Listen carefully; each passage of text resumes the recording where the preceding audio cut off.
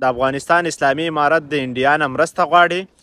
یو څو ورځې وړاندې انډیا ته دوره هم کړې وه دغه د افغانستان اسلامي امارت یو واکدار، او بیا یو 2-3 ورځې وړاندې په دغه افغانستان کې جټ جهازونه ګرځېدلو، او بیا پاکستاني ریاست ویل چې دا د انډیا پایلټان دي او یا د انډیا مرسته ده د افغانستان سره، او دوی وایي چې د افغانستان ځمکه د پاکستان پر خلاف استعمالیږي.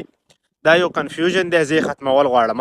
اسان ټکي دي، وایي ورئ چې ګوره که افغانستان دغه د انډیا ریاست استعمالی او لږ ډېره مرسته ترېنه غواړي یا ترېنه غواړي چې موږ ته جټ جهازونه راکړه، یا ورته وایي چې په افغانستان کې ماته په ډیم باندې کار وکړه، لږ څه ډېرې پیسې راکړه، نو دا بیا کوپر وشو. خو که نه دغه پاکستاني ریاست د امریکې نه او د اسرائیلو نه هیلپ غواړي او مرسته ترې غواړي او یا د دغه امریکې د صدر سره میټینګونه کوي، نو دا خیر دی.